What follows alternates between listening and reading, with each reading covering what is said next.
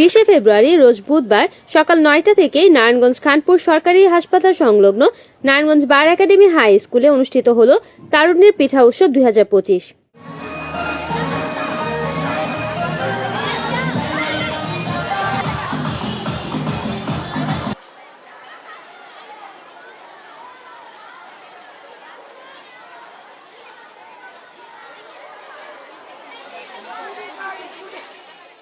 এই অনুষ্ঠানে সকাল থেকেই সাধারণ শিক্ষার্থীরা স্কুল মাঠ প্রাঙ্গণে এসে জড়ো হতে থাকে এবং উৎসবমুখর পরিবেশে পালিত হয় এই পিঠা উৎসব। অনুষ্ঠানে বাহারি রকমের খাবারের পরশা সাজিয়ে বসেছে স্কুলের শিক্ষার্থীরা এবং কুটির শিল্প ও কসমেটিক্স, চটপটি, ফুচকা, আচার, বিভিন্ন ধরনের পিঠা, কেক ইত্যাদি নিয়ে বসে স্কুলের শিক্ষার্থীরা। এ সময় শিক্ষার্থীদের পাশাপাশি স্কুলের শিক্ষক শিক্ষিকা সহ অভিভাবকদেরকেও অনেক আনন্দ উল্লাস করতে দেখা যায়।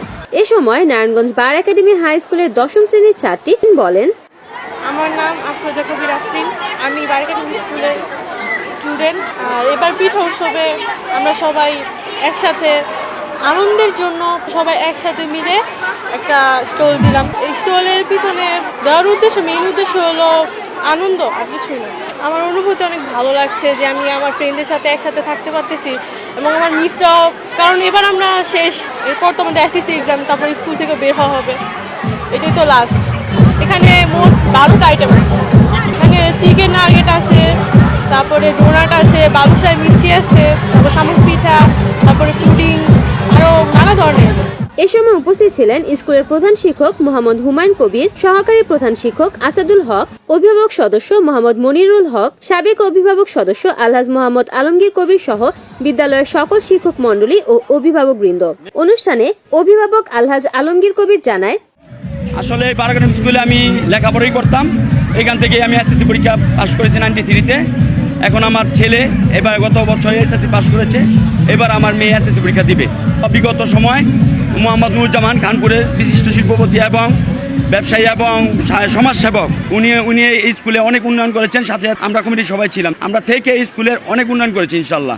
এই নুরুজ্জামান সাহেবের মাধ্যমে অনেক কিছু করেছে। নুরুজ্জামান সাহেব ব্যক্তিগতভাবে এখানে অনেক ডোনেট করেছেন। নুরুজ্জামান সাহেব নেই, কারণ বাইরে আছে একটু। আসল কথা, আজকে যে উৎসবটা, আমি পুরনো স্মৃতিতে চলে গেছি। এই স্কুলে যখন পড়তাম সেই স্মৃতিতে আমি চলে গেছিলাম। এত ভালো লাগতেছে, আনন্দ লাগতেছে, চোখ দিয়ে পানি এসে পড়তেছে।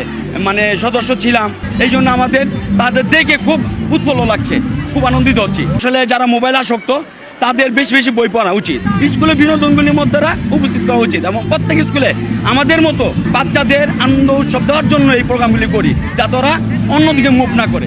এ সময় স্কুলের শিক্ষকরা জানান, তো আজকে আমাদের স্কুলে পিঠা উৎসব হচ্ছে, অর্থাৎ তারুণ্য উৎসব। পিঠা উৎসবের মধ্যে আমরা সবাই খুশি, আমাদের ছাত্রছাত্রীরা খুশি। তারা চায় যে এরকম একটা কিছুদিন পর এরকম একটা অনুষ্ঠান হোক। তো প্রতি বছরে আমরা এই অনুষ্ঠানটা করে থাকি।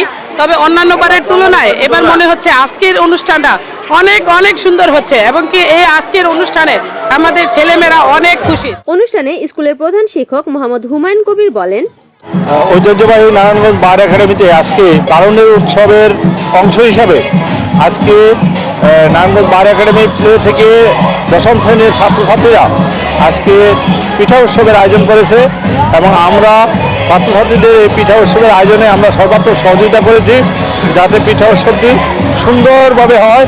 সেজন্য আমরা শিক্ষক মণ্ডলীর পক্ষ থেকে আমরা তাদেরকে সহযোগিতা করতেছি। অত্যন্ত সুন্দরভাবে উৎসবমুখর পরিবেশে নারায়ণগঞ্জ বার একাডেমিতে আজকে পিঠা উৎসব চলতেছে। সাধারণ শিক্ষার্থীরা আজ যা অত্যন্ত উৎসবমুখর পরিবেশে তারা এই পিঠা উৎসবে অংশগ্রহণ করতেছে, তারা অত্যন্ত আনন্দিত এবং তারা খুশি যে আজকের এই তারুণ্য উৎসবে। রিপোর্ট করেছেন সাগর খান, NN TV, নারায়ণগঞ্জ।